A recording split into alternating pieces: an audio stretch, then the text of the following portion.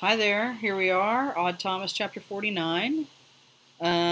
So when we left Odd, he is currently in Bob Robertson's house doing a more thorough search. Obviously, after um, Bob Robertson, aka Fungus Man, died, now Odd is trying to find clues as to who his collaborator was, basically who the guy was that killed him, and who's going to do whatever horrible thing is going to happen in the next day or two. Anyway, here we go. Chapter 49.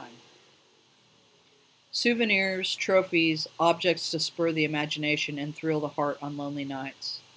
As though it had burned my hands, I dropped the container back in the freezer. I shot to my feet and kicked the drawer shut. I must have turned away from the refrigerator, must have crossed the kitchen, but I was not aware of going to the sink until I found myself there. Leaning against the counter, bent forward, I struggled to repress the urge to surrender Mrs. Sanchez's cookies. Throughout my life, I have seen terrible things. Some have been worse than the contents of the Rubbermaid container. Experience has not immunized me to horror, however, and human cruelty still has the power to devastate me, to loosen the locking pins to my knees. Although I wanted to wash my hands and then splash cold water in my face, I preferred not to touch Robertson's faucets. I shrank from the thought of using his soap. 9 more containers waited in the freezer. Someone else would have to open them. I had no curiosity about the rest of the grotesque collection. In the file folder that bore his name, Robertson had included nothing but the calendar page for August 15th, suggesting that his own career as a murderer would begin on this date. Yet evidence in the freezer suggested that his file should already be thick. Sweat sheathed me, hot on my face, cold along my spine. I might as well not have showered at the hospital. I consulted my wristwatch. 10:02. The bowling alley didn't open for business until 1 o'clock. The first showing of the hot-ticket dog movie was also scheduled for 1 o'clock. If my prophetic dream was about to be fulfilled, evidence suggested that I might have no more than 3 hours to find Robertson's collaborator and stop him. I unclipped the cell phone from my belt, flipped it open, pulled out the antenna, pressed the power button, watched the maker's logo appear, and listened to the electronic signature music. Chief Porter might not have yet regained consciousness. Even if he surfaced, his thoughts would be muddled by the lingering effects of anesthetic, by morphine or its equivalent, and by pain. He would have neither the strength nor presence of mind to give instructions to his subordinates. To one extent or another, I knew all the officers on the PMPD.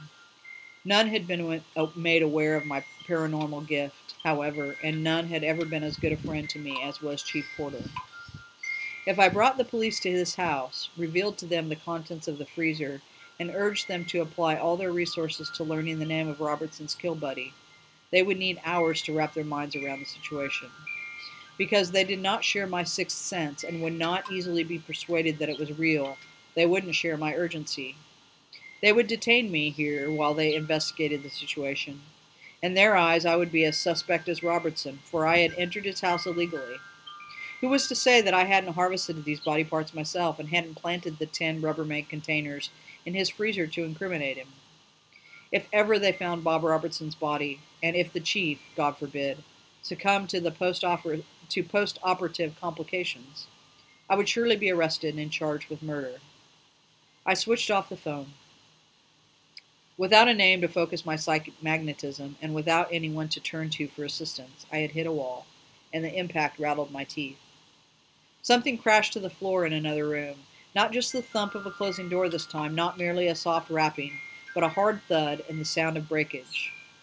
Driven by frustration so intense that it allowed no caution, I headed for the swinging door, trying to clip the phone to my belt. I dropped it, left it for later, and shoved through the swinging door into the living room. A lamp had been knocked to the floor. The ceramic base had shattered. When I tore open the front door and saw no one on the stoop or on the lawn, I slammed it shut, hard. The boom shook the house, and making noise greatly pleased me after so much pussyfooting. My anger felt good. I rushed through the archway into the narrow hall, seeking the perpetrator. Bedroom, closet, study, closet, bathroom, no one. Crows on the roof hadn't knocked over the lamp, nor a draft, nor an earthquake. When I returned to the kitchen to pick up my phone and get out of the house, Robertson was waiting there for me. Oh, damn. That was chapter 49. See you next time.